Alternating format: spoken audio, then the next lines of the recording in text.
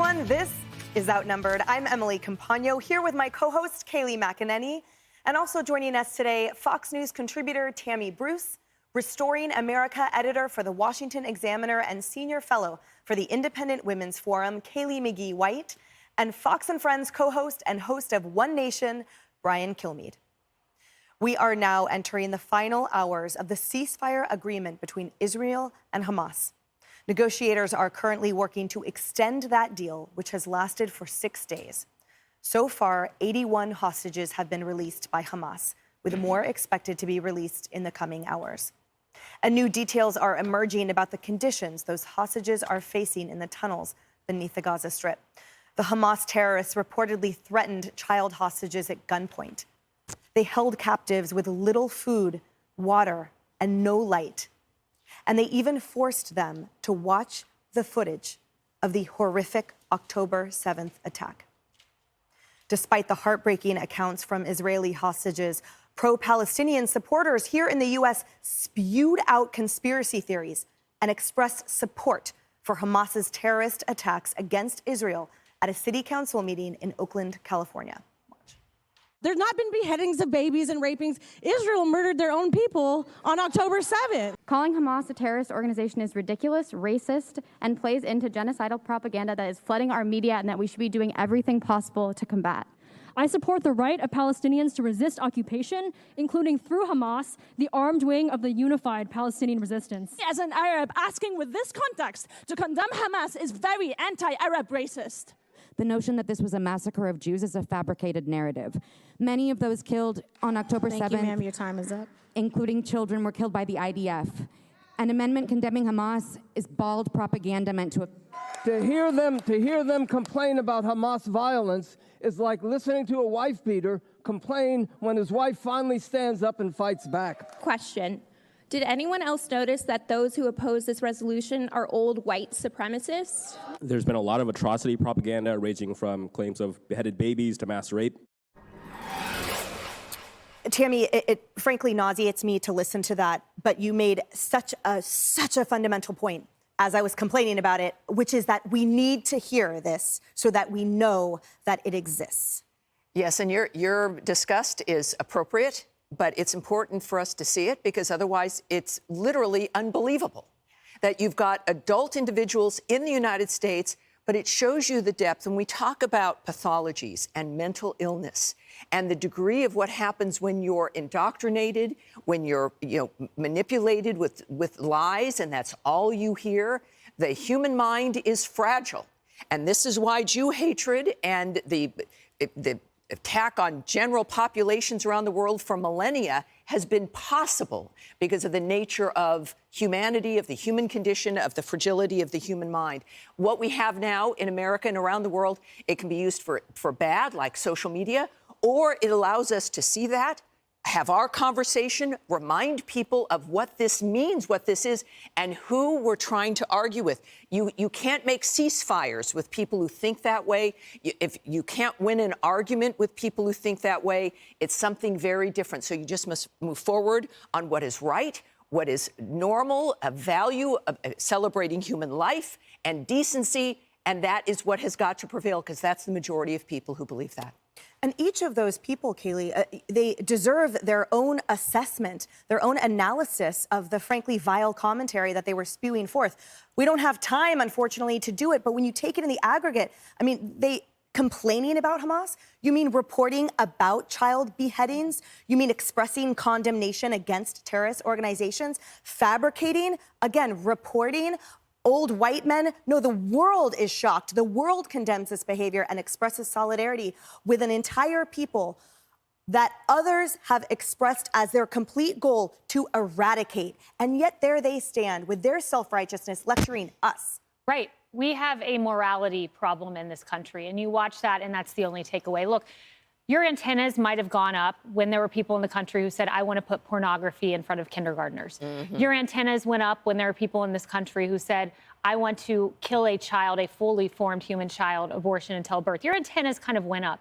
But I maintain that what we are seeing with our ally Israel against terrorist Hamas, which, to be clear, is a battle of good versus evil, has exposed a level of moral depravity in our country and across the globe that I was shocked and, quite frankly, was unaware even existed. The vote that was taken before this vote was a vote among the Oakland City Council simply to condemn the evils of Hamas. It failed 6-2. You pair that with people tearing down posters of children who exhibit our common humanity. You pair that with people chasing teachers and Jewish students into rooms. What do you have? You have a society that can't say it's wrong to put babies in ovens and kill pregnant women while their babies are beside them still in the umbilical cord. I'm scared for our country. I'm scared for our world. In the UN, where are you, United Nations? You can't even condemn it. Shame on you. That's right. And Kayleigh, you know, it's almost laughable were it not so horrific.